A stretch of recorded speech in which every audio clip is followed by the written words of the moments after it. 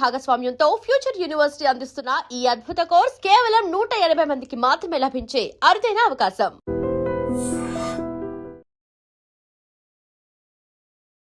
I dream చూస్తున్న ప్రేక్షకులందరికీ నమస్కారం. ఈరోజు మనతో పాటు జ్యోతిష్య వాచస్పతి బ్రహ్మశ్రీ పోతుకుచ్చి చంద్రమౌళి శాస్త్రి గారు మనతో పాటు ఉన్నారు. మాట్లాడదాం. నమస్కారం గురుగారు. ఓం శ్రీమాత్రే నమః. గురుగారు, జూన్ 18న గురు పుష్యమి యోగము అని అంటున్నారు. గురు పుష్యమి యోగం గురించి చాలా మందికి తెలియదు. అంటే ఈ గురు పుష్యమి గురించి విశిష్టత ఏంటి, అలాగే ఆ రోజు మనం చేసుకోవాల్సిన పూజలు పరిహారాలు ఏంటి అనేది మా ప్రేక్షకులకు వివరిస్తారా?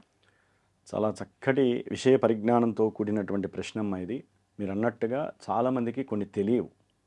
అంటే మనము వెళ్తూ ఉంటాం, మన దారిలో ఎన్నో అవకాశాలు పక్కన ఉంటాయి. అట్లాగే ఒక ఉద్యోగానికి ట్రై చేసేవాడు అన్నీ చూస్తాడు, కానీ వాడికి సరైనటువంటి ఉద్యోగం వాడు చూస్తున్నప్పుడు ఫాస్ట్గా వెళ్తూ ఆ కంప్యూటర్లో వెళ్ళిపోతూ ఉంటాయి, అసలైన ఉద్యోగం వెళ్ళిపోతూ ఉంటాయి. అట్లాగే మన నిత్య జీవితంలో ప్రతి మనిషి ప్రతినిత్యము లేచి దీపారాధనలు చేసుకొని దేవాలయాలకు వెళ్ళి నిత్యం ఒకే జీవితాన్ని ఒకే మోసంలో అనుభవిస్తూ ఉంటారు. ఇదే జీవితం, ఇదే నా పూజ అని. కానీ మధ్య మధ్యలో మనకి కొన్ని విశేషమైనటువంటి గ్రహకిరణాలు నక్షత్ర కిరణాలు భూమిని టచ్ చేస్తూ ఉంటాయి. అవి పట్టుకోవాలి మనం. అందులో నక్షత్రాలకి సంబంధించినటువంటి విశేషమైనటువంటి యోగాలు కలిగేటటువంటి కొన్ని రోజులు ఇలాంటివి వస్తూ ఉంటాయి. మీరు అన్నట్టుగా విశేషం గురు పుష్యమి యోగము అన్నారు. మరి లెక్క ప్రకారము యోగాలన్నీ మామూలుగా మనం ఎక్కడ మాట్లాడుకుంటామమ్మా? జాతకంలో నీకు ఈ యోగం ఉంది అని విద్యాయోగం, ధనలక్ష్మి యోగం, ధనయోగము, రాజరిక యోగము ఇట్లా ఉన్నాయని మాట్లాడుకుంటామా లేదా? వాహన యోగం అంటూ ఉంటారు. ఇదేంటి మరి గురు పుష్యమి యోగం ఏంటండి? ఇది జాతకాల్లో ఉండదు కదా అంటే జాతకాల్లో ఉండదు. జాతకాలలో ఉన్నటువంటి వాళ్ళందరికీ ఇది ఒక యోగం, చేసుకునే పూజని బట్టి. ఇంకోటి ఉంటుందమ్మా, పుష్యార్క యోగము, అర్కపుష్య యోగము అంటారు దాన్ని.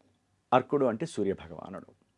అంటే దీని అర్థం ఏంటంటే అమ్మ, ఆదివారం రోజున వచ్చేటటువంటి పుష్యమి నక్షత్రం, అసలు నక్షత్రం రావటం ఏంటంటే అంటే చంద్రుడు 27 రోజుల్లో కూడా ఒక్కొక్క నక్షత్రాన్ని పరిభ్రమిస్తూ ఉంటాడు. ఆ విషయం అందరికీ తెలిసిందే. మరి ఆయన చంద్రుడు కర్కాటక రాశిలో మనకి 3 నక్షత్రాలు ఉంటాయి. పునర్వసు నక్షత్రం 4వ పాదము, పుష్యమి 4 పాదాలు, ఆశ్లేష నక్షత్రము 4 పాదాలు అని ఉంటాయి. చంద్రుడు మొత్తం తిరిగి ఆయన సొంత రాశి, అది సొంత ఇల్లు. ఆ ఇంట్లో శని నక్షత్రంలో ప్రవేశించినప్పుడు ఆ రోజున ఈ గురువారం ఉందనుకోండి, గురువారం అయిందనుకోండి, వెంటనే అది గురు పుష్యమి యోగము అవుతుంది. ఎంతటి విశేషం అంటే అమ్మ, గురువారానికి అధిపతి గురువు, దాన్ని బృహస్పతి అంటాం. గురువు ఎవరు? ధనకారకుడు, అన్నిటినీ వృద్ధి చేసేటటువంటి కారకుడు.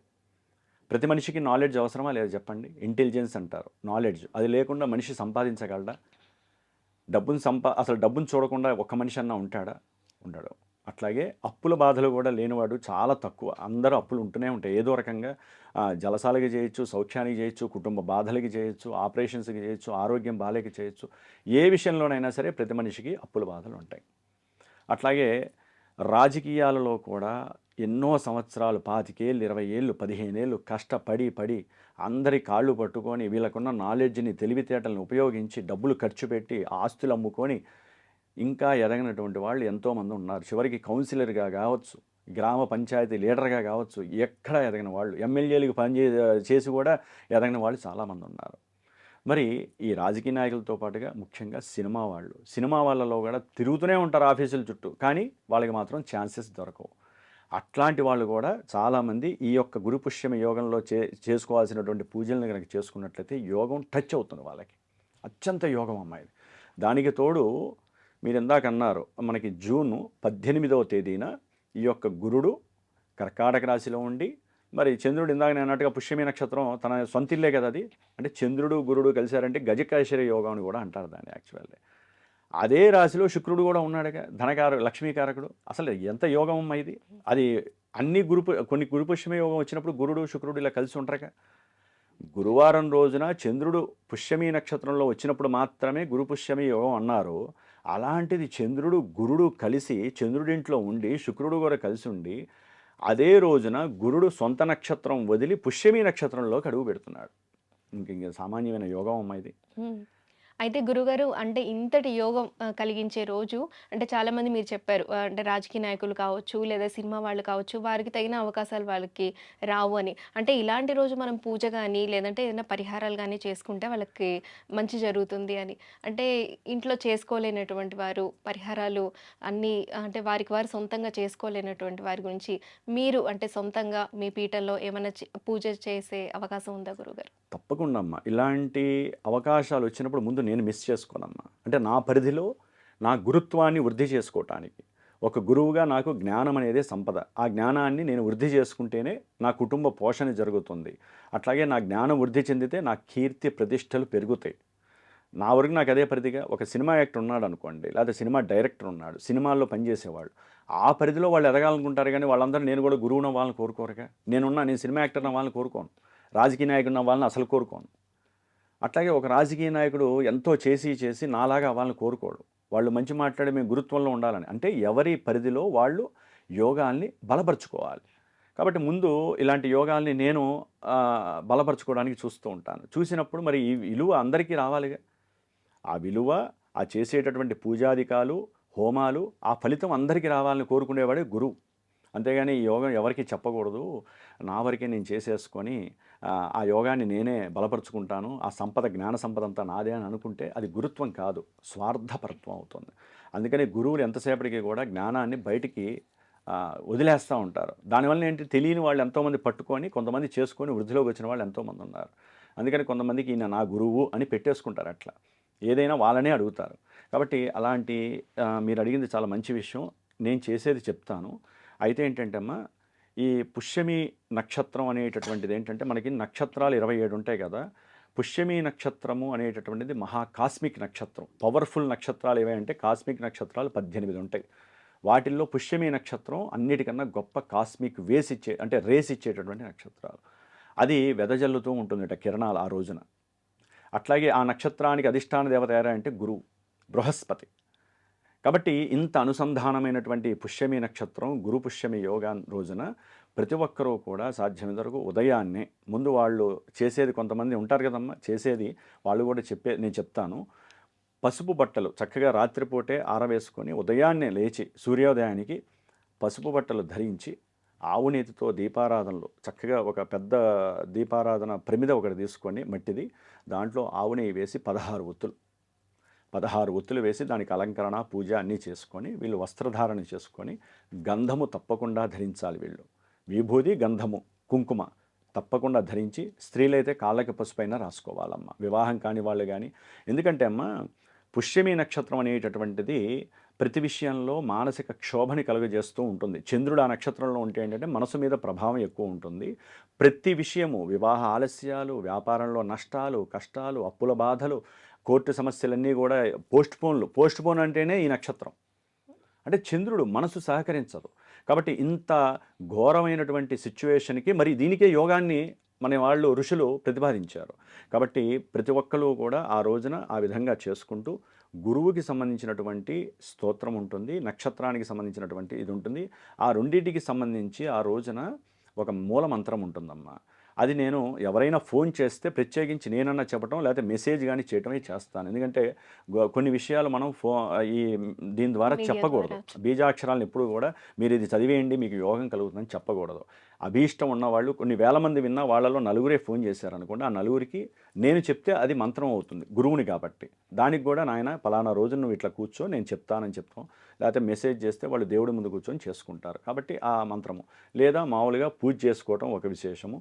కొంతమంది వీలుంటే గురువారం రోజున గురుదోషాలు ఉంటాయి, పితృదోషాలు ఉన్నటువంటి వాళ్ళు, ఆర్థికంగా అప్పుల బాధలే ఇబ్బంది పడుతున్న వాళ్ళు, ఇందాక చెప్పినటువంటి క్షోభ అనుభవించేవాళ్ళు, ఎదగలేనటువంటి వాళ్ళు కంపల్సరీ గురువారము గురుహోరా సమయంలో ఉదయము 6 గంటల నుంచి 7 గంటల మధ్యలో ఈశ్వరుడికి రుద్రాభిషేకం చేసి శనగలు చక్కగా ఉడకబెట్టి నైవేద్యం చేసి 10 మందికి దానం చేస్తే, వితరణ చేస్తే ప్రసాదము చక్కటి అద్భుతమైనటువంటి యోగం కలుగుతుంది. జలరాశిలో ఉన్నారు కాబట్టి నేను అభిషేకం చెప్పానమ్మా. అట్లాగే నా యొక్క పీఠంలో ప్రత్యేకించి ఆ రోజున రావి సమిధలు, గురుడికి సంబంధించినటువంటి సమిధలు రావి. అట్లాగే పుష్యమి నక్షత్రానికి ఆ నక్షత్రం ఎవరిదే అంటే శని నక్షత్రము. ఆ నక్షత్రము శని నక్షత్రము కాబట్టి శనికి సంబంధించినటువంటి జమ్మి వృక్ష సమిధలతో చక్కగా హోమాన్ని దివ్యప్రదంగా చేసి ఆ యొక్క హోమ భస్మాన్ని వాళ్ళకి అందజేయటము. చిన్న విషయం చెబుతానమ్మా, ఇది అర్థం చేసుకునే వాళ్ళకి అర్థం చేసుకున్న ఫలితము. నేను ఎన్నో చేశాను కాబట్టి.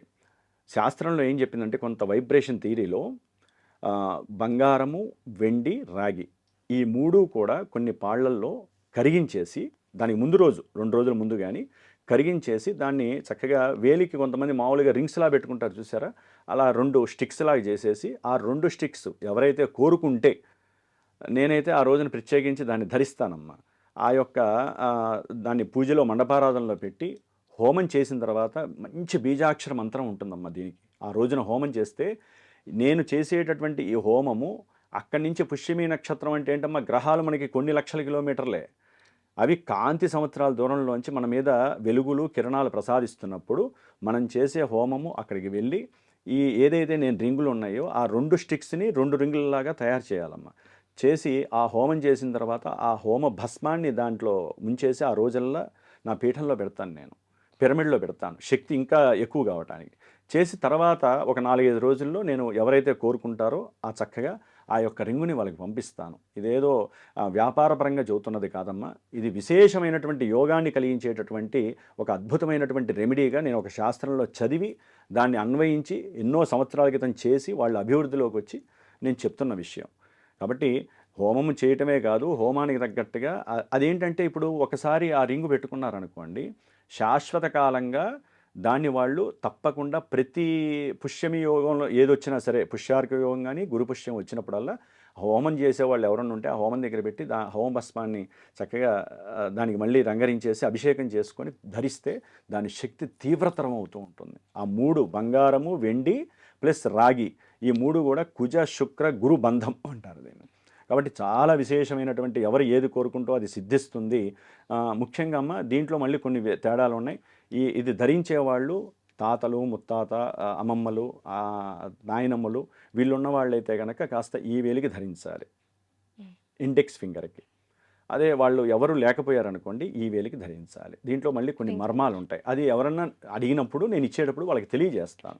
అట్లాగే వాళ్ళు తర్వాత రుద్రాక్ష మాలాధారణ ఇస్తాను. ఆ రోజున వాళ్ళు ఒక మంత్రం ఇస్తాను. ఇది పెట్టుకోవడమే కాదమ్మా, పెట్టుకున్నాను గురువుగారు ఇచ్చారు అయిపోయిందని కాదు, దానికి తగ్గ మంత్రాన్ని రోజు వాళ్ళు జపించడం ద్వారా వారు ఏదనుకుంటే అది యోగం కలుగుతుంది. గురు పుష్యమి యోగం అనేది వాళ్ళకి సంప్రాప్తిస్తుంది. కాబట్టి ఇంతటి విశేషమైనటువంటి ఈ యొక్క పూజని తప్పకుండా అభిషేక రూపకంగా వాళ్ళు చేసుకోవాలి.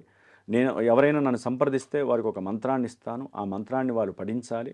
ఎవరైనా హోమంలో గనక గురువుగారు మేము కూడా చేయించుకుంటామంటే వారి పరంగా ఈ యొక్క సిస్టమ్ని నేను అవలంబించి మంత్రపూర్వకంగా మానసికంగా నాకున్నటువంటి గురుతత్వాన్ని మొత్తాన్ని దాంట్లో ప్రతిబింబం చేసి వాళ్ళకి యోగం కలిగే విధంగా నా వంతు ప్రయత్నం నేను చేస్తాను.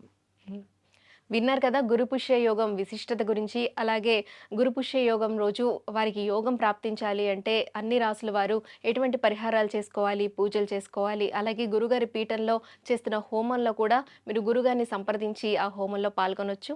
అలాగే మీరు జాతక పరిశీలన అలాగే ముహూర్త పరిశీలన తెలుసుకోవాలి అనుకుంటే స్క్రీన్ మీద కనిపిస్తున్న నెంబర్కి కాల్ చేసి గురుగారిని కాంటాక్ట్ అవ్వండి. ధన్యవాదాలు గురుగారు. ఓం బృహస్పతయే నమః. And for more videos, Please subscribe to iDream channel. Subscribe to iDream Media. Please subscribe to iDream. Please subscribe to iDream. Please subscribe iDream. And please subscribe to iDream. For more videos, subscribe to iDream. please like, share and subscribe to the channel. Congratulations, iDream. Subscribe to iDream. Subscribe to iDream. So subscribe to iDream Media. iDream की iDream team अंदर की huge congratulations. Please subscribe iDream Media. Please subscribe to iDream. Subscribe iDream. Please subscribe to iDream. iDream అంటే నా కళల ఛానల్ను subscribe చేసుకున్న నోరు తిరుగుతలేదు, మీరైతే గంట గుర్తు కొట్టండి. For more such videos, please subscribe to iDream. Subscribe to iDream. Please subscribe to iDream. Please subscribe iDream Media. Please do subscribe to iDream. Please subscribe to iDream Media. For best entertainment and information, please subscribe iDream. And don't forget to subscribe to iDream.